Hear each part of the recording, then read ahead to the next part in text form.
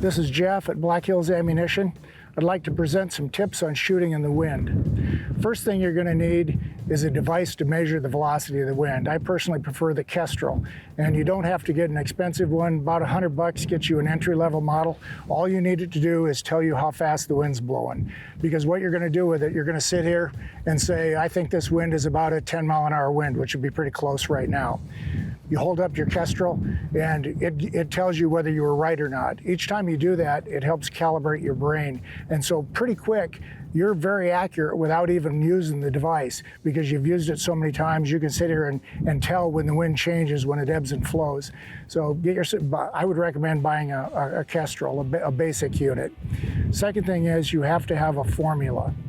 It doesn't do any good to know how fast the wind's blowing unless you know how that's going to affect the particular caliber and rifle you're shooting. Let me give you an example of a formula. You need a formula that's easy to do in your head. You can't be doing stuff like dividing by 13. You need something really concise. One that I came up with is range minus 1. What that means, what that will do is it'll give you an answer in terms of minutes of angle. For a 308 with most of the common loads, range minus 1 will do that. Think of that, R minus 1. Range is your range expressed as a single digit. So say you're shooting at 500 yards in a 10-mile-an-hour full value wind. Range minus 1, 5 minus 1 is 4. You need 4 minutes of angle of wind if you're shooting a 308 at 500 yards, 10-mile-an-hour full value wind. It's pretty easy. Do that basic formula and then adjust for the actual velocity of the wind. If the actual velocity is, say, 5 miles an hour, cut your answer in half. It's that simple. If it's 15 miles an hour, add 50% to it. And then the last thing you have to do is adjust for the angle. Sniper school will tell you there's 3 wind angles. Full value, which is 90 degrees across, no value, which is coming to or from you, and everything in between is half value. That's not quite precise enough. One tip that you can remember is a 45-degree wind is a 0.7 value. 45-degree wind is a 0.7, not a half value. A half value is a 30-degree wind coming towards you or away from you. It doesn't matter.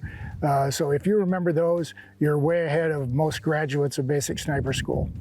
When you're shooting in the wind, you want to draw a mental line to exactly the target that you're going to be shooting at. And then you can calculate the wind angle to that particular line. It's not good enough just to face down range. You need to draw that line and determine at what angle that wind is crossing it.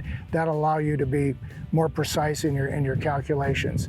The last thing is, don't be too concerned about getting a perfect wind call. What you need is something pretty close, really fast, because there's too many variables. You're not going to get it perfect. What you want is really pretty close, really fast. And one more thing, practice in the wind.